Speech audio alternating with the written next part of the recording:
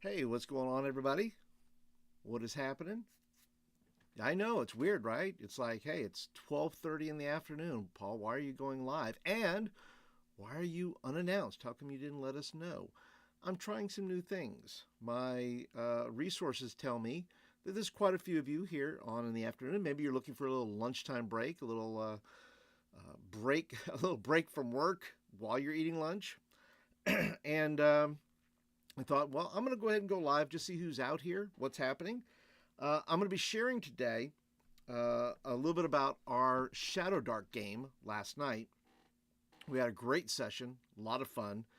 If you have not seen, if you don't know anything about our Shadowdark live plays, there'll be videos at the end of this. You can check them out. They'll be all over the place there. Plus links down below if you want to check those out. And I want to say we're like 10 or 11 sessions in of the our Shadowdark campaign. We're getting to that campaign level. I don't know if we're there yet. I think I've said that, like I think a good campaign can be about 6 months, and I know that varies from DM to DM, player to player.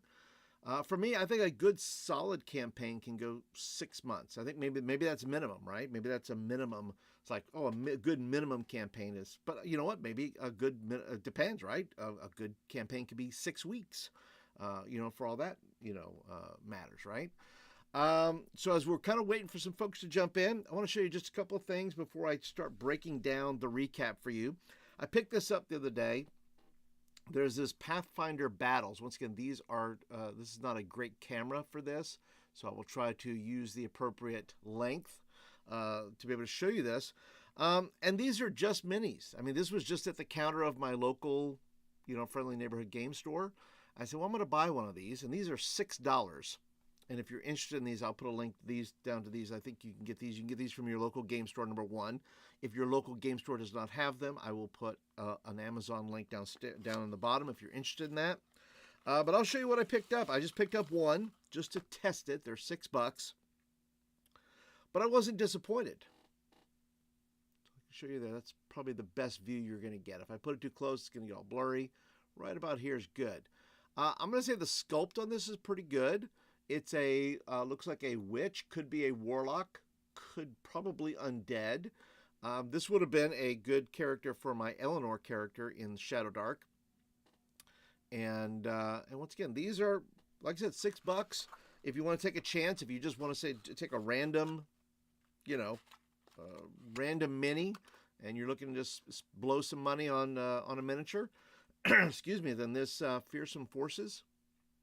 It's not bad. This particular sculpt wasn't bad. In fact, does it even? Let me see if it even says on the back what it actually. Because there's 18 different pre-painted miniatures. I think you can get them as a whole. I'll put the links down to both there in the show notes. But as far as an actual name on it, I can't really see. Can't really tell what the actual name is. I need like a a magnifying glass or something to look at this. This is really, because it's not in, it's clear is the problem. The clear is the problem on it. I can't really, my eyes will not adjust. But it looks like it's a name figure. Maybe I'm wrong. Maybe I'm right. I'll check it later. Maybe I'll put a link. I'll put a name down below there. All right. So we've been on for about 3-4 minutes here. You've put up with my shenanigans enough. So let me talk about the Shadowdark recap. The recap goes like this. We are in the city of Scorn for the winter. Our party is. And we are investigating various things. This is very much sandbox type of play. Tim, who is our DM, doing a great job of herding cats, as our group is. And we've kind of set ourselves up in the city. And I encourage you, if you've not watched any of the past ones, watch the past ones. They're pretty good. Pretty good different scenarios. Some of them are in town. Some of them are super swingy. Some are super role play. And I think that all the adventures have different have different aspects to them. They focus on a different thing.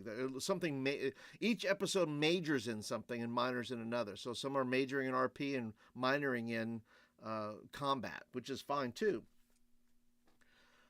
In this particular one, this was a super swingy, fighty episode. So if you want super swingy fighting and you're wanting to learn more about Shadowdark as a game, as role play, as I want to learn how to play this, I think these videos are very good for that, because I think you're watching us break it down in real time, which is going to get to some of my other. I have a few other little things about this particular episode that I think that'll be of interest a little bit later. But in this particular episode, we are in what's called the Hallows. We've established ourselves in the city. Back to what I was saying, we are part of the Adventurers League there, so to speak. The guild, the Adventurers Guild.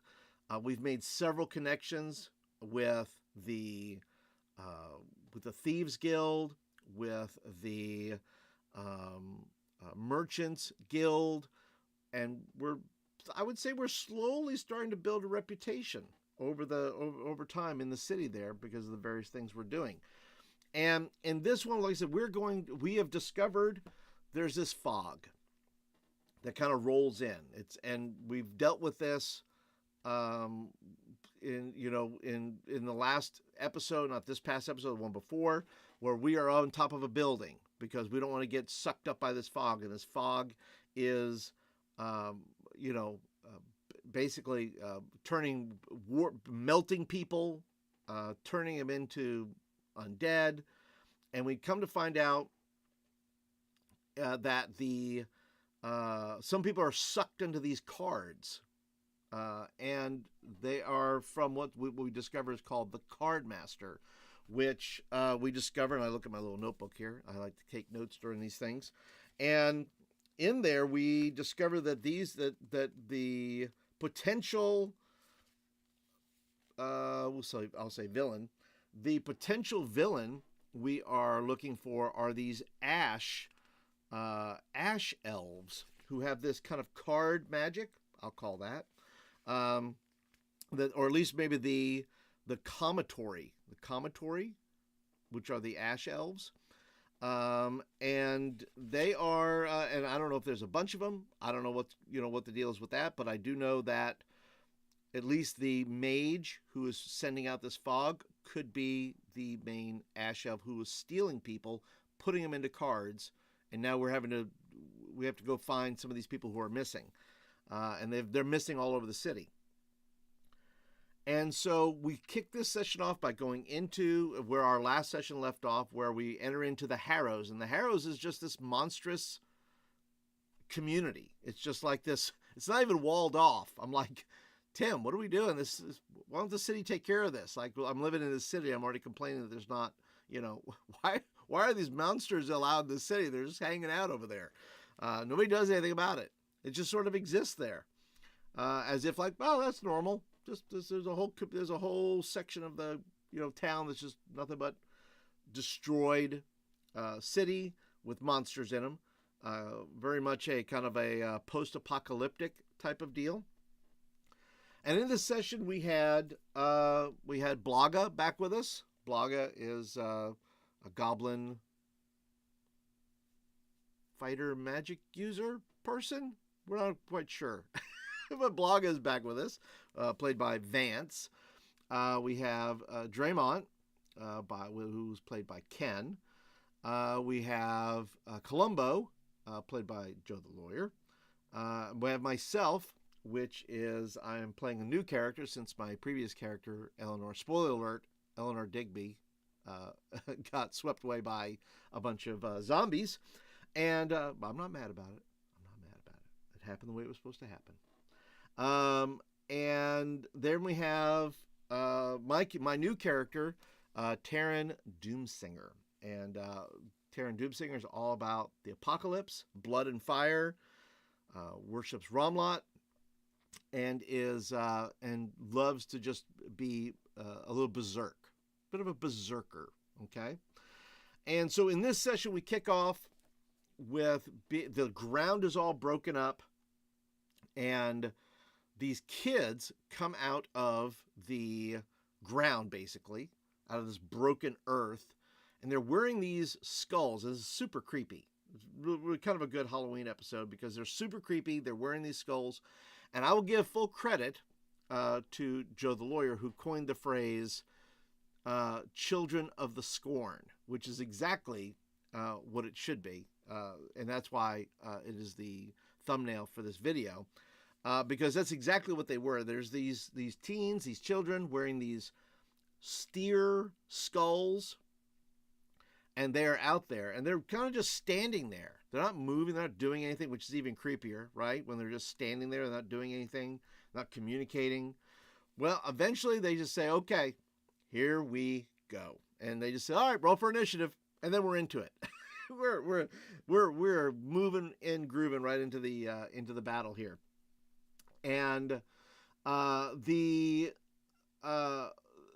have some special abilities. This is something that Tim tried out last night. We, in the post discussion, talked about this kind of like added ability that these kids have, because and we didn't know if all of them had it, but basically it's this kind of this rebounding ability.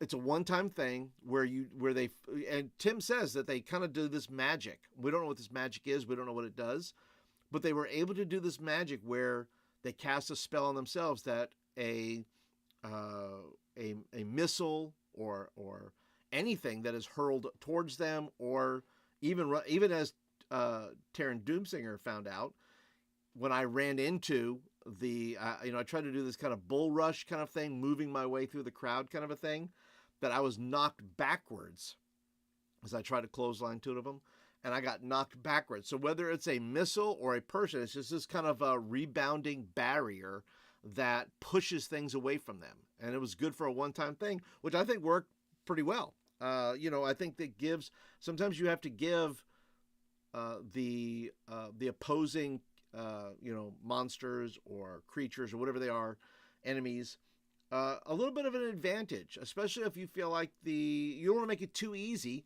I don't think this broke it at all. I think this worked out fairly well as just a one-time ability. It happens once, and then you're done. And so what ensues after that is just this battle. This is a battle-centric session, which is great.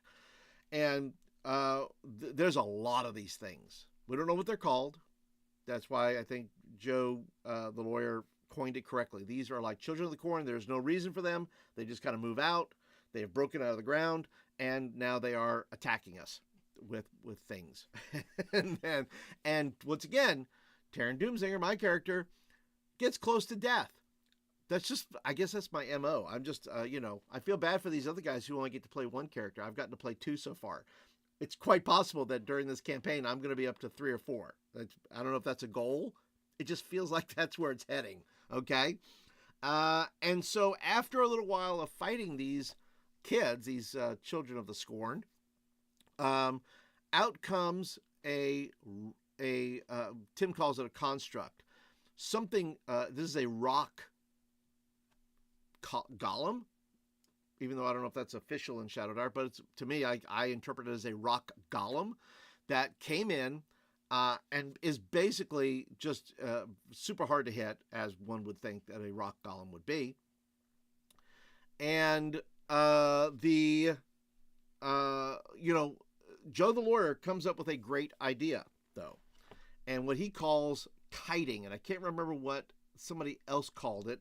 It's kind of an MMO term, where this creature did not want to attack us and wanted to attack us at any cost. So once Columbo, the character Columbo, figured out that this thing wanted to get at him, but was willing to go through other creatures to get to him, he basically moved around, leading this construct through these little children of the scorn creatures, these little these other creatures, and wound up helping take out some of those, which is super helpful for us, because had we continued to fight them, well, I don't know, some of us would not have made it. Taryn, I don't think would not have made it. So he is leading them around, and in the midst of that, we have tried. Draymond, which is Ken's character, is casting spells, is doing a super job of trying to. Well, he's did a super job of attracting people to him for sure. Blaga is there, and Blaga just decides, I'm going to go ahead and be invisible. And that's what Blaga does. And when it was Blaga's turn, I think we all had some issues with this, maybe, I don't know. But Blaga would just disappear, and he'd stay very quiet. He's like, I don't want anybody to know I'm here. And that's what he did. Now, of course, this is the second time Taryn has done this. He says, well, I'm going to go ahead. I don't want to get close, so I'm going to go ahead and throw my hammer at one of these things, at one of the steer skull-headed children, and missed. And my battle axe, my great axe, went down the hole. And so going down the hole, it was in the dark, and now I don't have anything except my hands, and I have a dagger, which I've not pulled my dagger yet. So I wound up going. I just continued going back to battle, right? So I'm like, okay, so I want to do the old smash two heads together, which I eventually was able to do.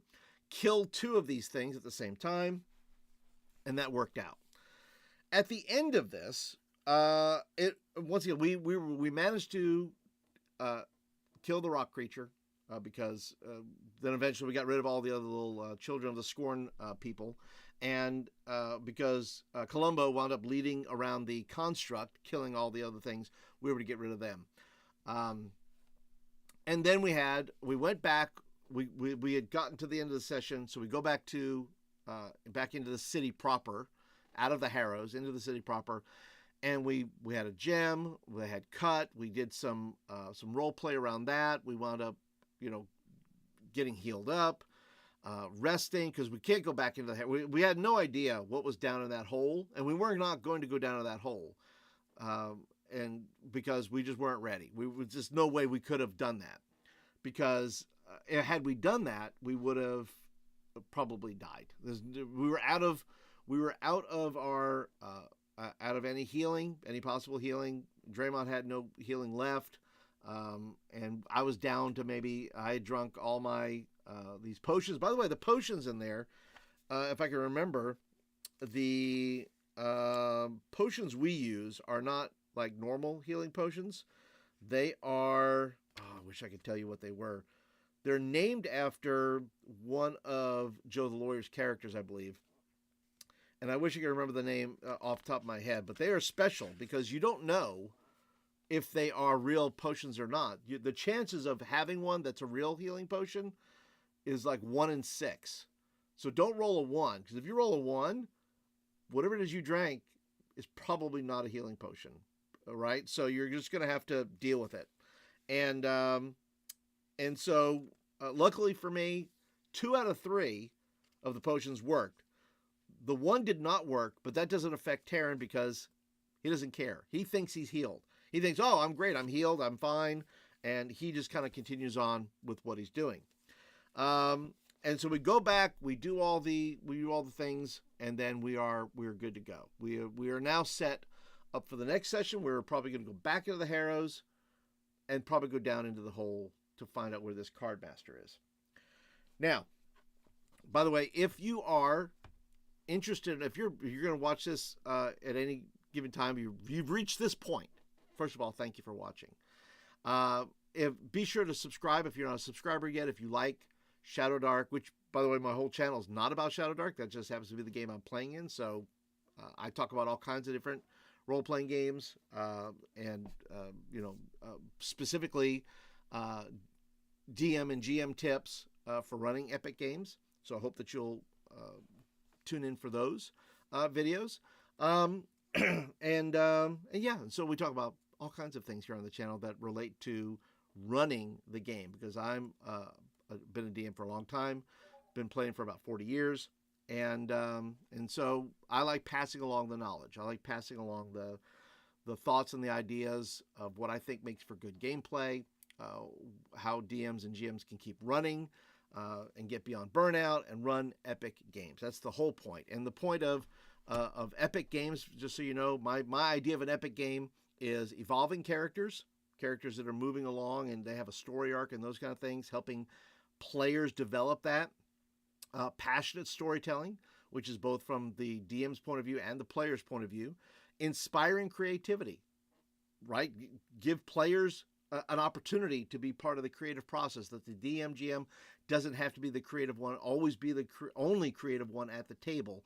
And then the C stands for creating moments. These moments, whether they're moments of great success or moments where they are, of part of your story where your character, maybe your character dies, or these just big moments, whether those moments are moments of great success or great failure or anything in between that, helping, you guys that are running games reach those points as part of a storytelling, as part of your gameplay, and as part as the story is being created, right?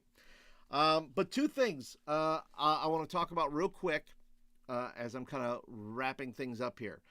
Number one, I would encourage you to watch this particular episode of our session, because at the beginning we spend 20 minutes talking about magic in Shadowdark, and I'll be honest with you, it is, and Ken brought this up, talking about frustration with playing any type of magic, whether you're a wizard or witch or whatever your warlock, whatever, because you have to roll for the spell to go off, and if the spell doesn't go off, you lose the spell.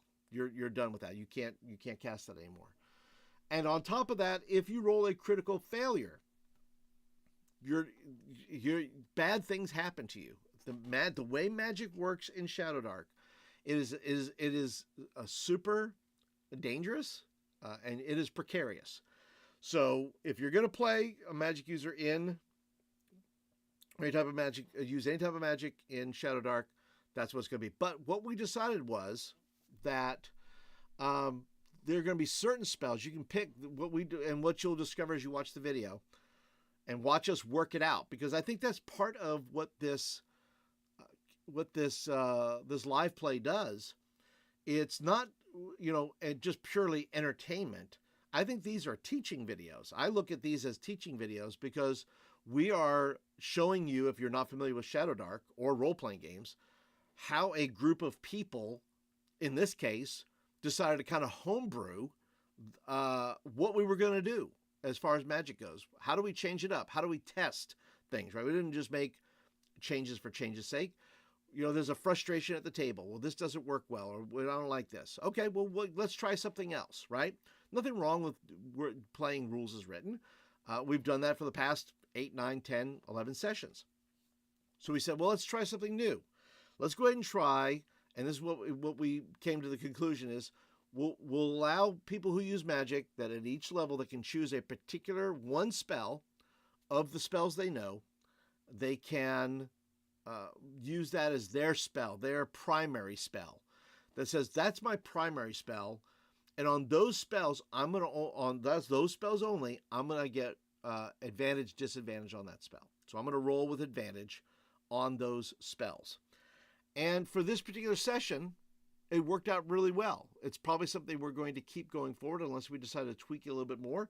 But it seemed like a better deal for those who use magic. As someone who's played, has used magic, Eleanor, if you watch the past videos, it was frustrating because I failed. Not only did I fail critically in a lot of areas, which brought nothing but doom and gloom upon myself. Magic was not favorable towards me. The dice were not favorable towards me, which made the magic not favorable towards me. So the magic there, if you want to watch a video where we're discussing the magic in Shadowdark, I would encourage you to watch that video, because but not only just the magic, but how a game table discusses a change, a rule change within the game, and kind of how we amicably kind of talk about it, share our feelings about it, and then we make a change. And we say, all right, let's try that out. So I think these videos, like I said, are worthwhile, not just for the entertainment value, although we're not doing it. We're not entertainers, but we can be entertaining sometimes. And probably the second thing that I would share with you is this, is that over the past 3 or 4 sessions, Tim does a good job of this, and I didn't even notice he was doing it. I didn't even know we were doing it because when we're playing, we play on Roll20, and you'll watch us use the Roll20. That's another thing you'll discover, how we use Roll20, and when we have problems or issues in it, how we fix those. And what I discovered in the process, and I didn't even know what was happening in Roll20 or even in game tables, right? You use your miniatures, right? You use your miniatures, right? And some of you, if you like miniatures, that's great. If you're more like, look, I just like theater of the mind, that's fine as well. And so when you're using miniatures on the table, and there are some people that listen, that they require, in order to visualize what is happening, there needs to be something there. There needs to be a miniature or a token or a map or something. And that's fine. Perfect. Listen, to visualize it, got to have it, right? And then there are some who can listen, who have the imagination or the capacity to do it. Theater of the mind is no problem for them. They can immediately let their mind wander there, and it just sort of, you can get the picture of that. And what I didn't realize from game to game is that we were floating between the tokens, right, for battle. And in this particular episode, we did tokens and had this battle scheme, but there are some where we did not have them and playing a theater of the mind. And so for me, I think that's, I don't think any of us are dependent upon one or the other. I don't even know if any of us really require or prefer one way or the other. I think we're just floating between that. So if you're looking to see how theater of the mind works, or even how maps and tokens work, right, and comparing the two, I think you can watch those videos and use them as a tutorial, if you will, to show how this kind of how both the physical tokens and theater of the mind works together, and how they kind of go seamlessly. It's not like, okay, well, and maybe Tim said it and I missed it, but Tim doesn't say, okay, now we're going to do theater of the mind, or now we're going to go do tokens. I think the language is in there somewhere, but it's not a hard turn into it. It just sort of happens, which I think is a mark of a good game, in the sense that you really don't know. Like, you can float between them, you can have it or not have it. But those are my thoughts on this past session. Like I said, I see each session as a game that I am playing. But when I look at it in reflection, I look at it and go, wow, this is a really good video for somebody who's wanting to learn Shadowdark, somebody who's wanting to learn how you do things at the table as a group, how you watch a table of players negotiate things like magic, like Shadowdark magic, or a homebrew rule, or some change in the rules that you want to make, and how players discuss it, and how a DM resolves those things. I think that's, to me, if you're a new DM, you'd want to watch those videos and go, oh, and it doesn't matter whether it's Shadowdark or any other type of game, you're watching how a DM does it. If you're new to DMing, you'd want to watch this and go, let me watch how Tim does this. How does Tim handle a player who does this? Or how does Tim handle treasure? Or how does Tim handle any of these other things?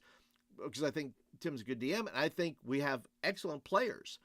I think this is one of those groups where there's a cohesiveness there that allows the DM to be the DM. We're not all just, we're not all 13-year-old, children trying to vie for attention. We're trying to play the game as best we know how to play and be generous players. And I think we're all doing that. And so I would say watch it for that reason, but also watch it for the little lessons you can pick up in it. You can pick up all kinds of tips and ideas on how to be a good player, I think, how to be a good DM, how to play Shadowdark, how to resolve things at the table. So I think there's the game, and then there's the game within the game that you can discover, you can learn things from. So But anyway, I appreciate everybody's time and attention today. That's my video for today. That's my recap. And I do these recaps because Tim says if you do a recap, it could be written or video or whatever it may be, you're getting 2 extra experience points. And I missed last week's video, so I'm going to go ahead and make sure I do a video this week. And I find the best way to do them is live, and I chose to do them live today, earlier, just to kind of see who's out in the world there checking out videos and who's available. So I give it a shot, right? But I would like your comments. Leave me some comments down below. Have you played Shadowdark? Have you watched any of the videos? Are you enjoying this series that we have? Would love to hear from you down in the comments. Also, if you're interested, I know it's a couple of days before Halloween. If you're still looking for horror type of things, or maybe you're new to hex crawl, I put together a couple of things. I have a little zine I call that's called Crit Happens. This is kind of my attempt at doing hex crawl for beginners, because I'm a beginner, even though I have been playing for quite some time. I've not necessarily played a ton of hex crawling, but I put this together to say, well, how do we put together a hex crawl? What does a hex crawl look like? And so in here, I've put all kinds of little things in here about, how to put together a hex crawl. I put some tables in here, wasteland magic, those kind of things. In this particular one, this is the Witches of the Blackened Earth. This particular one is kind of the primer. These go together, but I kind of show you how I put together a little, hex, what's inside the hexes, how to roll them up, what are all these different factions that are in here, and then I give you kind of little examples of how to put one together, and you can print these off, for yourself and use them at your own table. I even put little tokens in there that you can use if you want to print those off. You can use those. I give you little worksheets in there that you can print off. And I will put links down below to that if you're interested in this little hex crawl of horror that I have here, as well as, like I said, the accompanying, this is one of the factions inside of the hex crawl. These are the Witches of the Blackened Earth. And like I said, I give you some really nice artwork. It's not my artwork. It's artwork by, I belong to his Patreon, so he's done some great art. This is Jeremy Hart. Jeremy Hart has some great artwork in here, as you can see. So I give you kind of some NPCs. I give you wasteland magic. How does that work? Because this is a wasteland. All these places are not. This is not a perfect fantasy land. This is pretty much a wasteland of things. And then I give you some resources in there as well. So if you're interested in that, I'll put some links down below. You can get the magazine. I have more coming out. I'm working on one for what is called the Corrupted, which is kind of like the undead. So if you're looking for things for Halloween, maybe a Halloween adventure you could put in there and use those for your table. But that is it for today, guys. Thank you so much for participating. Thanks for hanging out. Be sure, if you like videos like this, go and click the thumbs up button. That tells me you like the video and you want more of them. And then if you're not a subscriber yet, we'll click the subscribe button. And that will be, you'll get videos like this in your inbox on a regular basis. And I noticed that we have a couple of viewers here. Thank you for coming. I know you came in late. Feel free to watch it later. If you have any questions, leave comments down below. Happy to answer any questions for you.